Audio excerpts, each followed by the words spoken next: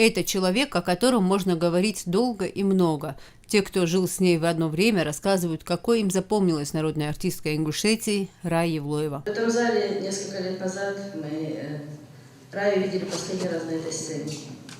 Через неделю дома мы собрались у себя в узком кругу с друзьями, хотя друзей у нее очень много.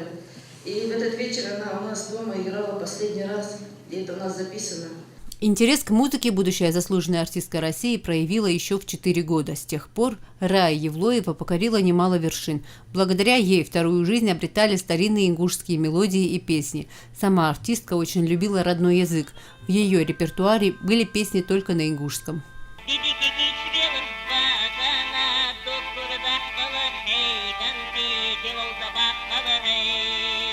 Последнее выступление состоялось 10 декабря 2014 года на сцене Назрановского районного дома культуры, куда на встречу с почитателями ее таланта народная артистка Ингушетии приехала, будучи уже тяжело больной. Свою последнюю песню Рая посвятила маме, которую очень любила и которой ей и сестре Любе так и не хватало при жизни. В 90-е и 2000-е годы ни одна из музыкальных передач не обходилась без песен Раи Евлоевой, которые с удовольствием напевали практически все. Главный секрет в словах, в которых всегда был большой смысл. В районном доме культуры многолюдно, в зале ни одного свободного места. Это ли не говорит о любви народа к знаменитой гармонистке? Джамалей Лахильгов дружил с артисткой еще с 70-х годов. Рассказывает, что очень много гастролировал с Раей по стране. Видел, как ей рукоплескали стоя в разных городах России. Рая Евлоева стояла у истоков создания многих хореографических ансамблей. Асса, Эрзи, Войнах, Ингушетия, а также фольклорного танцевального коллектива «Магаз», который сегодня успешно гастролирует. Они представили на сцене свой номер в память о Рае Евлоевой.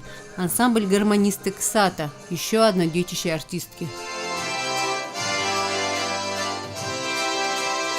Песни народной артистки Ингушетии сегодня исполняли и молодые таланты. В первых рядах почетные гости. Это те, кто работал и был знаком с артисткой. Среди них и родная сестра Раи Евлоевой. Всегда думала о своей болезни и очень думала, как же так ансамбль оставить.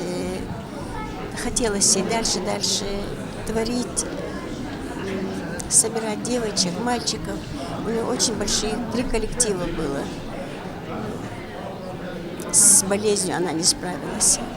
Вечер памяти продолжался несколько часов. Эпоха Раи Евлоевой была яркой и особенной. Каждое музыкальное произведение – шедевр. Ее песни знают и любят представители старшего поколения и молодежь.